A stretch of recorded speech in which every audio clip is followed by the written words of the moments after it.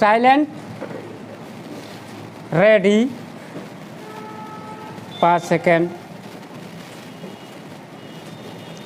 Start. माओवाद से मुक्ति की समय सीमा निकट आ जाने के पूर्व बस्तर में 25 लाख के इनामी माओवादी सरगना पापा राव ने अपने 17 साथियों के साथ जिस तरह हथियार डाले उसे माओवादियों के इस सबसे बड़े गढ़ में माओवादी हिंसा के अंत का एक निर्णायक क्षण मानना स्वाभाविक है, क्योंकि यह इस क्षेत्र का आखिरी बड़ा माओवादी सरगना माना जाता था। देश का माओवाद से मुक्ति की कगार पर पहुंचना एक बहुत बड़ी उपलब्धि है। इस उपलब्धि के लिए पूरा श्रेय मोदी सरकार और विशेष रूप से गृह मंत्री अमित शाह को जाता है, जिन्होंने यह संकल्प लिया कि एक निश्चित अवधि में माओवादियों को घुटने टेकने के लिए विवश किया जाएगा।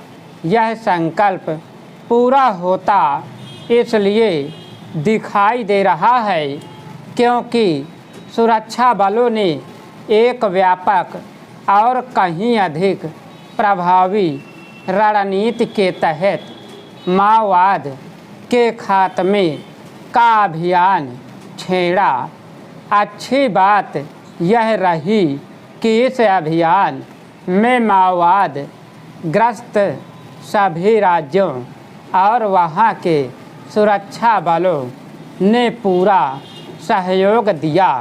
यदि माओवाद दशकों से देश के लिए सिरदर्द और आंतरिक सुरक्षा के लिए सबसे बड़ा खतरा बना रहा तो इसीलिए कि पहले की सरकारों ने उससे निपटने के मामले में वैसी प्रतिबद्धता का परिचय नहीं दिया जैसी आवश्यक थी।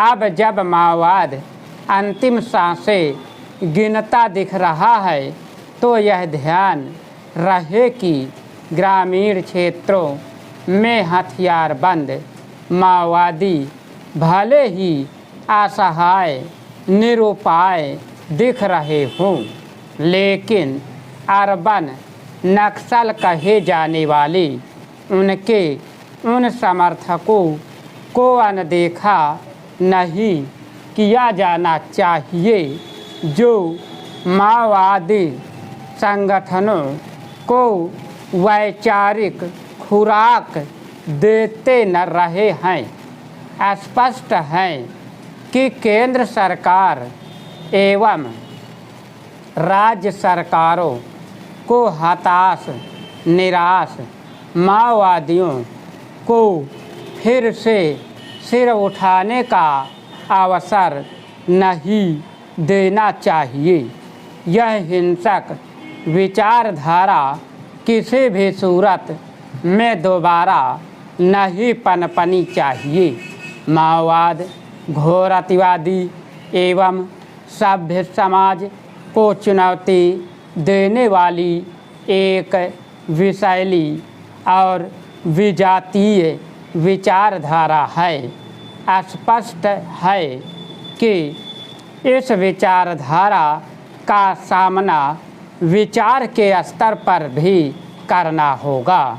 ऐसा करते समय यह भी स्मरण रखना होगा कि निर्धन वंचित ग्रामीणों और विशेष रूप से वनवासियों के हितों की रक्षा की फर्जी आड़ लेकर पनपी इस विचारधारा को समय समय पर राजनीतिक संरक्षण भी मिला, क्योंकि माओवादी भोले भाले ग्रामीण लोगों के हितों के बहाने कमीशन खोरी और उगाही करने वाले गिरोह में तब्दील हो गए थे।